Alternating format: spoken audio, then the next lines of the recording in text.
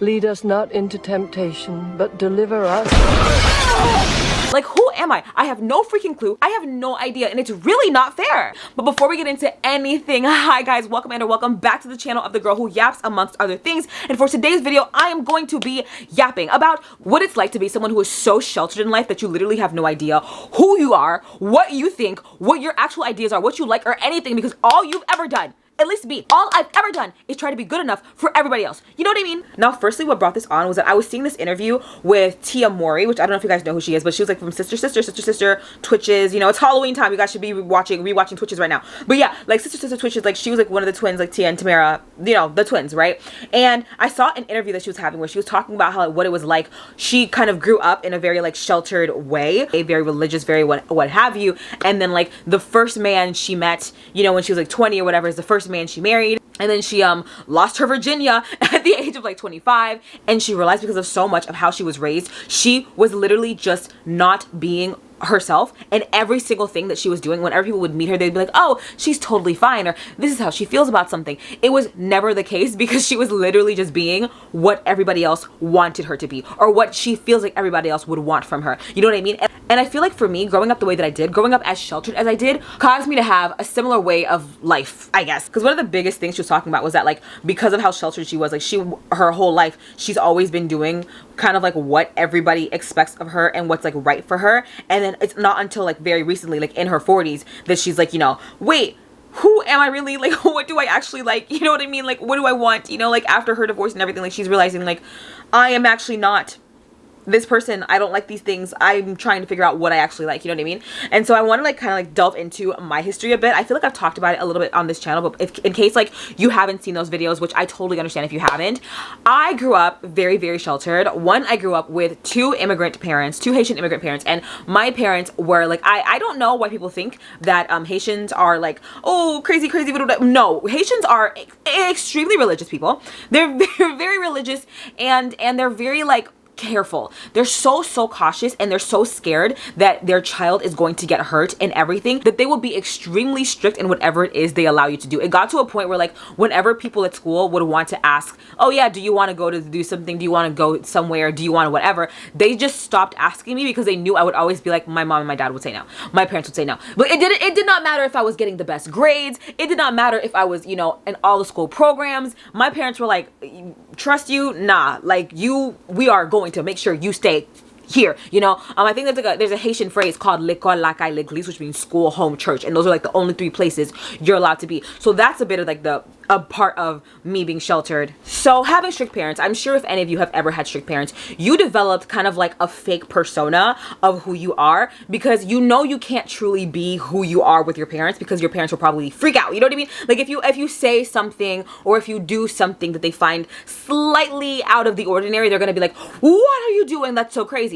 So I feel like that in itself, I think, caused me to stifle who I was a bit. And I think that also turned me into a people pleaser, which I was. And so I was a people pleaser for so much of my life, which I've also talked about on here, where like I was just doing whatever anybody wanted, because I was just trying to avoid conflict. I didn't want to get yelled at. I didn't want to have a problem. I was just thinking of like my home life, and I'm like, so basically in every life, I was like, I'm just going to just do whatever I can to make sure people like me, to make sure I don't cause problems, and to just like not be in everybody's way. And so with that as well, there's also another edge of like inauthenticity. You know what I mean? So like the strict parents, and then like the people pleaserness are like adding to this inauthenticity, right? And then also having a very religious upbringing, growing up in purity culture, things like that. It's like we guys know, it's like, yes, Christians, I know there's like lots of love, but we got to be honest, there's a lot of intolerance when it comes to religion. There's a lot of intolerance where it's like, you can't do this, you can't wear this, you can't listen to this kind of music, you can't dress like this, you can't have your hair a certain way, you can't, there's so much of you can't. So even if there were certain things that you would want to do, or that you were kind of drawn to do or whatever, as long as you were like, wait, I might get judgment from this at church or with my family or whatever, you were like, I was just like, let me just not, you know what I mean? Like I was just like, let me just be good, let me just do what people want me to do, you know what I mean? And so with this constant like getting in your own way, at least for me, like getting in my own way and being like, I don't want this, I don't want this, I don't want this, I don't want that, I just became the perfect person for whoever I was talking to at the moment, and I had no idea what me personally, what I would want, you know what I mean? And then also like if there was something that I did like, I would feel like ashamed of liking it, or I would just feel like telling somebody about it would be like a nuisance to them or something. Like, I don't know, I can't explain it, but that's just like how I was, right? And so you can literally go to anybody that I went to high school with and they will tell you I was the church girl, baby. Like, I wasn't like, oh, I was like, ooh, she was being raised in this kind of household, so she was rebellious and she was doing whatever. No, I was a church girl. Church parents make for the sneakiest kids. No, that was absolutely not me, because my mom had effectively instilled the fear of God in me. She would always be like, if I'm not there and your dad's not there, just know that God's presence is always there to see you f up and to punish you for whatever you do when we're not around. So I was effectively terrified, okay? I never wanted to break the rules. I was known to be a prude. I was known to just be very, very like, you know, I'm about, you know, like, I'm really like, no, don't put me in anything. Like, I'm super scared. Like, I'm, you know what I mean? Like, I was known for being that kind of person. And I truly, truly at the time felt that that was just authentically me. I felt that that was my personality. That was who I was 100%. Like, I was pretty sure that I kind of knew who I was, but I think that, like, you know what I mean? Like, I think like all of these other pressures of like all the consequences that'll come from you being anything different than what your parents would want, than what your church would want, than whatever.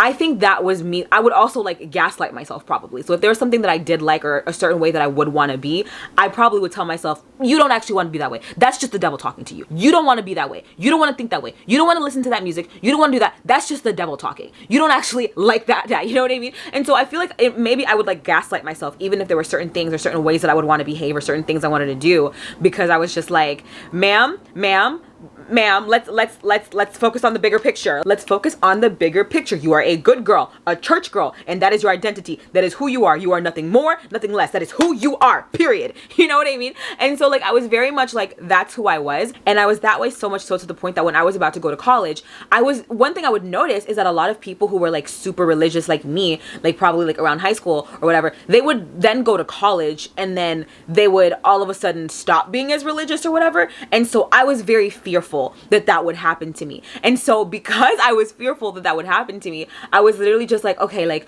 the second I get to college, I need to find like a good Christian group. I need to be around like a lot of like people who are just like me or whatever, because I don't want to fall into temptation. I don't want to fall into temptation and to become a person who is evil. And lo and behold, funnily enough, in looking to do that, the group that I found is exactly the reason why I stopped being religious. Like they're literally the reason why I was like, you know, maybe I shouldn't do this anymore, you know. I did say I was going to talk about this. I think I'm going to make a video about this later, but I did join a cult when I was in college. I didn't know it was a cult at the time, obviously. Thought it was just like a regular church. And even like when I was in it, it felt like totally normal and stuff. And there was so much toxicity that I saw, that I was exposed to, stories that I heard from other people. Like, I'm not even going to get too deeply into it right now, but I was like seeing that, you know, a lot of my identity was attached to my goodness as a church girl. You know what I mean? And these people that I was looking up to in this cult church place, I'm looking at them. I was looking at the ways that they like viewed life and how they moved and how they acted or whatever. And I was thinking like, this is who I should replicate, because they're like older Christian people, you know what I mean? Like, I should be just like them, you know? But the thing is, while I was attending that church and while I was in that cult, that was around 2020. And if you guys weren't around during 2020, which I'm sure you were, a lot of crap went down. A heck of a lot of stuff went down, where there were things like COVID that went down. There were things like George Floyd. There were things like a pretty big election in the United States. And in all of these events, the cracks were showing. Do you know what I mean? So these people who I had placed on a pedestal, you know, these church people that I was like, oh my gosh, like they're such good, you know what I mean? Like I should be like them or whatever, who they just seem great or whatever. I was looking at some of the ways they would react to social issues. I was hearing some of the things that they would say. Like, I'm not even going to get into it. Like I will make a video later about like the cult church in another one, because like I feel like there's more to dive deep into. But one of the things that I remember happening around like 2020, 2021, some of the things that had me like, maybe I don't want to be like these people was like, you know how like, it was a very big deal. Like abortion was like a very big deal at the time, right? And I remember we were having a prayer, like we were having a prayer meeting. And normally like whenever there's like a prayer, like you have to kind of be like, yes, Lord, I agree with that. Whatever the person says something, right? They have to say something and you're like, yes, Lord, I agree with that, right? And so I promise you guys the story is getting somewhere. I promise. Okay, this is good. This is juicy. Okay, so we're in this prayer, you know, you're supposed to say like, yes, Lord, I agree with that. And I remember like this, one of the leaders, she's praying, and like in the midst of her prayer, she's literally saying, dear God, I pray like against abortion, and I pray against that. And I pray that every woman who has ever had an abortion, I pray that she's barren and that she never has the right to have children ever again. And then all the other women are like, yes, Lord, I agree with that. And I'm like, what the hell? Oh my God. or I don't necessarily wait, you know what I mean? And so it was like certain things that I was just like seeing, like I was like, wait a minute. I'm like, where's the humanity in that statement? I feel like that statement could be, it just seems very hateful. And like certain things, like there was that, and then I think there was like another moment where like I think Ruth Bader Ginsburg, she was Supreme Court justice in the United States Supreme Court, and she was one of the reasons why it was harder for, sorry, we're getting political here. She was one of the reasons why like Roe v. Wade wasn't able to get banned, because they wanted to get a majority of like conservatives in the court, right? And so there was a day where she died. Right? She died, and the very next day I go to church. And the pastor is preaching. And the pastor's just like, hey guys. So what's so crazy was that last Friday I was praying and I was on a walk. And I was praying to Jesus, and I was praying to him, and I was like, Jesus, like, we really, really need this Ruth Bader Ginsburg lady out, you know. If there's anything you could do, God, like just to make her want to leave or something, just so that we can get abortion, just to get rid of it, God, like do something to get rid of it, please, God, like, you know what I mean? Just if anything to make her leave, just so that we can get this abortion bill passed or whatever, right? And then church, I find out the very next day that she died. And then the whole church starts laughing. The whole church starts laughing. Like, a whole church of people who are godly people start laughing at the idea of a pastor praying for someone's death. Essentially. And I'm just like, oh, okay, so like with things like these, like with the election 2020, 2021, like so much of those cracks were showing, and I'm like, you know what? Do I really want to be like these people? I am busting my butt, constantly like yelling at myself, being so harsh on myself about every little thing I do. I was scared to walk around with atheist friends, for the love of God. I was just so many, like all these different things so I could be like these people. And I'm like, is this the kind of person I would ever want to be? Is this the kind of person I would want my children to be? The kind of person I would want to hang around with? I'm like, this is disgusting. This is literally heinous, evil, and a disgusting way of viewing things. And I really wasn't allowed to like question it, because like you weren't allowed to like question the pastor. You weren't allowed to like question the men, you know? And so I was just kind of like, okay, you know? And so I'm not going to do too deep into like every reason why like I left the cult, like why like that got me like out of there or whatever. But I just let you know that one of the things that helped me to break out of this like identity crisis that I had was breaking out of looking at religious leaders as gods, I guess, as like people who were just like, oh my gosh, like I should be like these people or whatever. I was looking at them and I'm like, oh my gosh, they're first of all so human. They're very human, and some of the things they think and some of the things they say are very cruel and very evil and very disgusting, and I don't want to be like these people. And so that made me want to leave. And what I really attribute to my success in becoming someone who was just like truly myself was my study abroad trip to South Korea that I had the very next year as soon as I left that church. I remember that I was going to study abroad in Seoul, South Korea. The time where I'm doing this, where I'm going to go and I'm going to study abroad, this is like after I had this big, insane, like I don't know what I'm doing, because I just like left the church, and I've always been in the church, and the church has always been a part of me, so I don't even know what part of life I should take. I know what everyone expects of me. I've always been church girl, but church is really giving me the ick right now. And so I'm like, I was literally just like, I don't know how to act or how to be or like what to do. I don't know how to be outside of that identity that I've created for myself for so many years. And so that Korea trip came at just the perfect time, because for some of you, you might think that like, okay, going to another country where you don't know a single person, like you don't have a single family member there, you don't have a single friend there, you don't know any soul, a single soul in this other country. You're a single soul. I don't know a single soul in Seoul.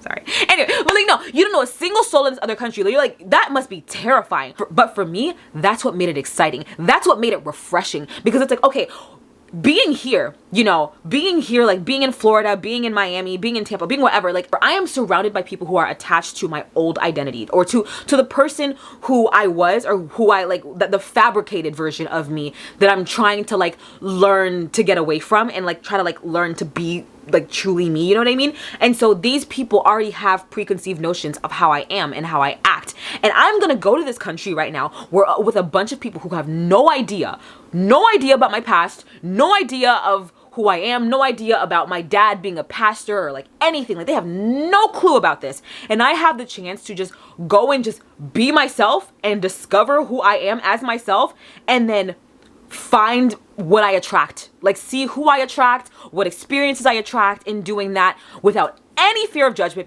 because nobody I know is around, you know? And so I was like, oh my gosh, yippee-ki-yay, we're gonna have a blast. Annyeong hase yo, okay? Let's go to Hanguk. Yeah. So that's exactly what I was doing in Hanguk. I'm just gonna say Korea. I'm just gonna say Korea. That's exactly what I was doing in Korea. I was literally just like, okay, what do you want to do? Just do it. No questions, no fear, no like, oh, what's anybody gonna think? Like, what? I was like, no. Just freaking do it. Nike, just do it. Okay, so if people were like, oh, like we want to go to this other city, we want to go to this whatever, this place, we want to travel there, I'm like, okay, let's go. You know what I mean?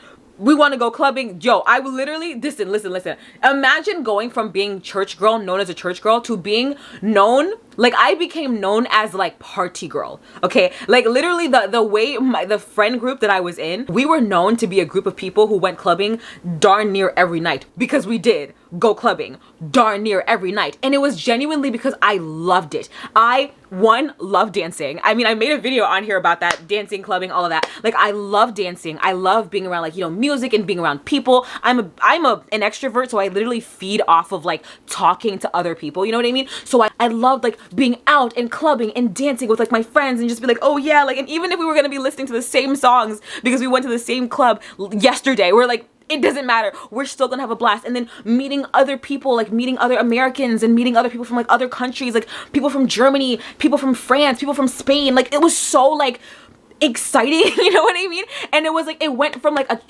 like me being in a place where I was like so like sheltered and just like, you're in a cult, so especially the cult is gonna judge you if you go and you do anything and they notice that you're doing anything, and like all of this, to me being like, I don't give a damn, I don't care, I'm just gonna do what I want to do, I'm just gonna have as much fun as I want to have. And y'all, I will literally link a story time below that I have on TikTok, because I told a story time of how wild I allowed myself to go in Korea, because I allowed myself to go. Listen, when I say it was giving when in Rome, but like Korea, okay? Like I was very much just like, I'm in Korea, I can do whatever. Like I'm in this country, nobody knows me. You really become who you truly are when no one you know is around. You know what I mean? So I was like becoming me, and then I was attracting these friends who like liked me as me, you know? And I mean, it's not like the friends that I had here like didn't like me as me. It was just like, you know, I wasn't being completely myself because I was scared of like judgment, you know what I mean? But with these people, I didn't have that. I didn't have that fear of judgment. I was just like, just exist, just be yourself, you know what I mean? And so I would go out, I would like party, I would, you know, the lick was definitely licking, especially in South Korea, because just liquor everywhere. It's just liquor everywhere. I don't think I've ever drank as much as I did on that study abroad trip. Oh my goodness. But yeah, and I honestly don't think I ever will. Like, I don't think my liver would want me to. But yeah, so that was just me. Like, I was constantly doing things like that. If someone was like, let's go take a hike, because Korea has like so many like really pretty like mountains and stuff, I'm like, yeah, let's go take a hike. Like, let's go do this. Like, let's go to this museum. Let's go to this national artifact about the Joseon dynasty, which I learned so much about. Like, I love that. If you ever go to Korea, like, or if you don't go to Korea, like, learn about the Joseon dynasty. Very, very interesting stuff. But yeah, the Joseon dynasty and like all these different things. And I'm like, oh God, like I felt so free to truly be who I was. And so I was really discovering who I fully was, you know what I mean? And it's not like, and trust me guys, this is not me being like, oh my God, like at that point, like I was like, God is not real. No, I don't think I ever will be like, God isn't real. Like, I don't think I'll ever be in a place where I think that. I was just like, not in a place where I'm like, I have to dress and listen to and act this way and move this way and be a robot and whatever just to be perfect enough so that people think that I'm godly enough. You know what I mean? And so, yeah, so I dressed however I wanted, albeit I'm not saying I had the best sense of style, but listen, when it was hot outside for the first time ever, I was just like, yeah, I'll put those shorts on. Yeah, I'll put that little skirt on. I'll do what I want. I'll do it. You know what I'm saying? Like I'll do, like, you know what I mean? Like I was just becoming a person. Like finally, like I felt like I was really truly finally living. I felt like I could breathe, and I was like, oh my gosh, this is fantastic. And that's why I feel like I will always have, like, Korea will always have my heart. Like I will always love Seoul. Like if you've ever been to Korea, if you haven't been to Korea, go. If you have been, go back, because it's literally so fun. Like so fun. I love it there. I love the culture. I love the people, the food. Amen. The food is so good. But yeah, I miss Korea so much. I want to go back. But anyway, that's one of the things that really like kickstarted my ability to just be like, okay, I am breaking out of this like manufactured person that I created to be godly enough or to just be good enough for everybody else, and being like, okay, who am I? What kind of music do I actually like? If I'm not scared that I'm gonna get stricken down for listening to it, okay? Or what kind of clothes do I want to wear if I'm not scared that I'm going to get judged or whatever for wearing it? Things like that. It was like for the first time ever, I was truly pondering these things. I was truly asking myself, hey Furley, what do you want? Not what do you think others want you to want? You know what I mean? And the thing is, like, I truly, like, whilst I was on this trip, you know how I'm telling you, like, you know how I'm talking to you right now, I'm like, oh my gosh, like, I was really in touch with my identity, like, no, whatever. I was not thinking that much on the trip. Like I wasn't like, oh my goodness, today I broke through another part in my therapy of life. You know what I mean? Like I was not doing that. I literally was just allowing myself to just live for the first time ever. To just live, breathe, don't think, don't ponder, just live. Like I said, I'm gonna post a link to a TikTok story time of mine where I talk about one of the wild things I did when I was over there, which old me would have never fathomed that I could do something like that. It was so stupid. It was so dumb. It was dangerous, honestly, but I'm so glad I did it. I gave myself the chance to be young, 20 years old, and stupid as hell. I'm so glad I gave myself that chance. So yeah, I'm gonna post that in like the link below, like in the description below if you want to see that TikTok video. But yeah, it's quite a lengthy one, but honestly not as lengthy as this video, so I'm sure you'll make it through. Yeah, but here's the thing. It's like Korea was like this like vacation. Korea was like this vacation. I mean, I was doing schoolwork, but it was like vacation in a way. But I eventually had to come home, okay? Like I eventually had to come home and had to face the people who knew the old me. So I feel like that's also why I have such a soft spot in my heart for the friends I made in Korea, because I'm just like, you guys knew the real me from the beginning. I'm like, you guys knew the full me from the jump, you know what I mean? And you guys made me feel safe. Like you gave me a safe space, you know? Yeah, so when I came back home, I was just like, oh my gosh, like now I'm back to this. But one of the things that really stood out to me was that I was having dinner. I was having like a dinner with like family friends, and one of my family friends, Alicia, I don't know if you're watching this, but Alicia, so she's like, Furley, like you're really different. And I'm like, what about me? Like what's different? Like I'm like, good different? Like I don't know, like what do you mean? And she's like, I don't know, it's like you just seem more like relaxed. Like you seem more like, you know, chill, you know? And that was honestly the first indication from like someone else that it is true. I was very clenched and very like all the time in order to try to be good enough for other people. And so for the first time ever, because I was on this trip where I was allowing myself to just exist without fear of judgment, without anything, I was learning to just vibe, you know what I mean? To just live life without this constant like, what are they gonna think? What is they gonna think? Like what is God gonna think? I was just like, for the first time ever, I was just like, just vibe, you know? And she could sense that for me. She could sense that in me. She could sense the just like, the just vibe. But yeah, I'm not gonna lie to you though and say like, it was so easy when I came back home. I was like, I learned the new me. I was the real me and like everything was fine. I was like, no. I was back, okay? I was back to the place where everyone knew me as like the old version of me. So like now I was just like battling. I'm like, oh my god, like how much of this new me, like do I show, like do I still like hide it from people, like what do I do? And like so I was like genuinely like very like kind of like nervous about certain things. I feel like for like some friends and stuff, I felt like safer to go to them and just be the full me and just be like, you know, like I'm not worried that you're gonna judge me or whatever, and just like existing around them and stuff. So I did that like for some friends, and for some, not all, but some family members, I was like, yeah, like this is a little bit of me, this is who I am now. Like I will say, like I did like have this fear, because like there was like a constant asking like of like, you know, certain family members and certain friends, where it was just kind of like, okay, so when are you going back to church? Like when are you going back? And then I was just like kind of like being like, oh, you know, I mean, like like eventually, you know, like I was trying to like skate around it and kind of be like I don't want to, but if you want, like, you know what I mean, like I didn't want to, so I was like I don't really want to, so I just like, I mean, like I'll go for like certain occasions, but like not like all the time. I just don't really have that desire to anymore. Like I used to have like this burning desire to go like all the time, and I'm like I just don't have that anymore. And it was so hard for me to just be like, hey, people I love, I'm not as into this as I used to be. You know what I mean? Like I still love the Lord, but I'm not doing all the extra stuff anymore. Like I love him in the way of like, I'm gonna live my life to like help other people and do nice things, see things in a positive way, and to do unto others as I would have them to do unto me, like things like that, but not in like the sense of like, I'm gonna watch the kind of music I listen to, I'm gonna watch the kind of movies I watch, I'm gonna watch like, I'm gonna make sure I'm always there, I'm gonna make sure like the only people I talk to are the people who go there. Like I'm not going back. Like I'm very Kamala Harris right now. I'm like, we are not going back, okay? But yeah, I had absolutely no desire to go back. So I think that was the hardest thing ever. No desire to go back to like the old me, because I'm like, I'm just realizing how freeing it is to not be her, you know? So I'm like, I don't know, but also like, yeah, it was just, it is though, like Tia was talking about in that interview, it's a learning curve to like truly see who you are, and also like to adapt to the world as someone who was previously sheltered, and just kind of see like what is going on. I think Tia was talking about in her interview that she lost her Virginia at the age of 25. You know, my Virginia was gone like almost like around, I was almost about 22, you know what I mean? And so like certain things, like, you know, like talking to guys and stuff like that, girl, I do not know.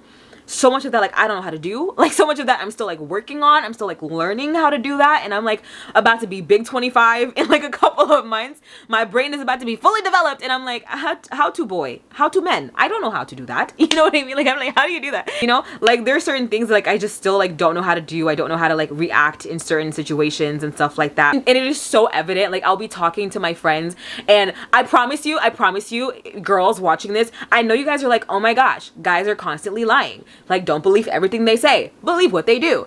And, you know, I believe you, but also I think I'm like, I have this issue where I see the good in people a little too much. You know what I mean? Where I'm a little too trusting. And so some of the things that you guys were warning about, I'm like, oh my gosh. like I was on dates for the first time at 23, and I'm just like, oh my goodness, what is happening? Like, I'm like, I don't understand what's, like, what do I do? Do I leave? Do I slap him? Oh no, I'm not a violent person, but like, what do I do? Like, I'm so confused. You know, there's so many things that I'm like, I don't know about, and that I'm still learning how to adjust to when it comes to living life, because I was a person who was very sheltered and who like didn't want to allow myself to live certain aspects of life. And like you know, definitely I was definitely like, my husband's in the church, my husband was not on Bumble, okay? Like I was so genuinely, I'm like, oh, so Bumble, how do, okay. And so I'm like, okay, so Bumble, swipe right, yes. Okay, so Bumble swipe right. Okay, so I guess you have to, guys, I swear to you, I put so much thought into everything. Like I don't even want to get into it, dude. But let's just say I be writing essays. It's too much. I just don't know what to do about so much in life.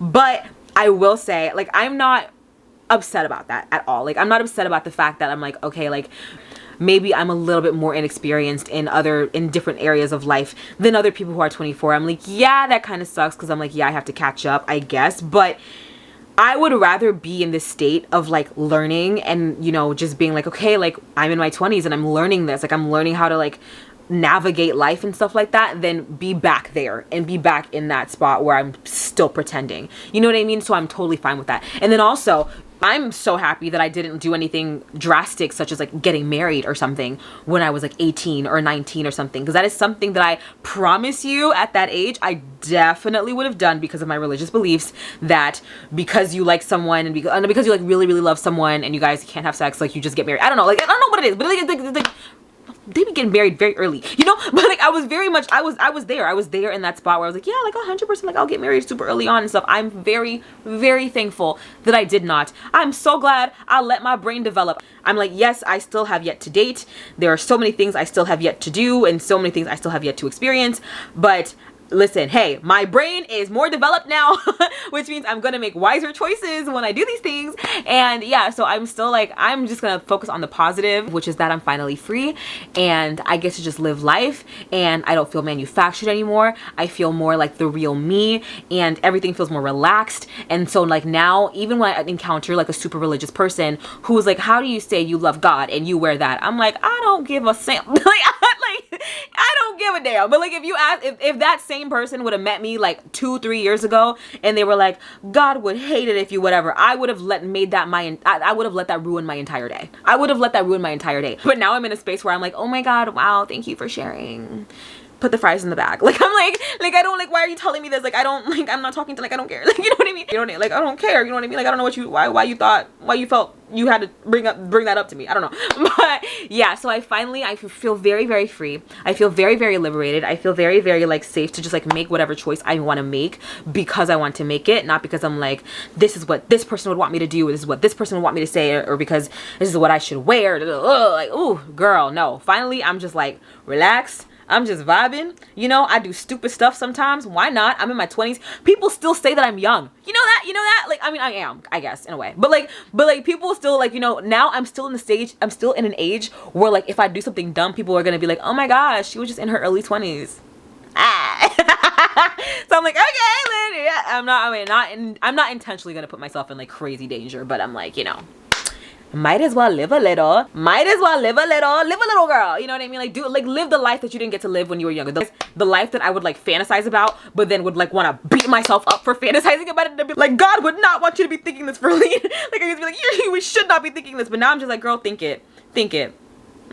Feels good, don't it? And I'm like, yeah, I did. It does feel good. It feels great. And so I'm like, yeah, I'm like, okay, I'm chilling now. I'm relaxed. And I honestly hope for anybody who feels like you're like manufactured in life. And honestly, you know, I was saying like, you know, I'm not married and I don't have kids or whatever. But even if you are, you know what I mean? But even if you are married, even if you have kids, even if you're in your 40s or your 60s or whatever, if you feel like at this stage in your life you are pretending, dude, if you're still in the stage where you're just doing everything for everybody to approve of you, break out of that now. As soon as you break out of it, I promise you, it is like life is just so much more beautiful. It's like, I can see clearly now the rain is gone. Like I promise you, it's gonna be a bright sunshiny day. It's just like, be yourself, be who you are for your pride. Okay, this is what, okay, maybe not too much. Don't be too much of who you are. Please relax, Verlee. Oh my goodness. But yeah, anyway, I'm so sorry. Let me know if any of this resonated with you. Don't forget to like and comment and subscribe and to share this with your other friends who are liberated and who are free and who are like in their 20s or in their 40s or in their 50s being like, oh my God, I used to fake it and now I don't fake it anymore, you know? Wow, that has a double meaning. But yeah, I don't fake that either. Women, stop faking it. Make them feel ashamed. Make them feel guilty if they don't do their job right. Sorry, I didn't have to go there, but I was just sorry. Okay, anyway, thank you for watching. Thank you for sticking with me through my rambling. Love you, pretty. Bye.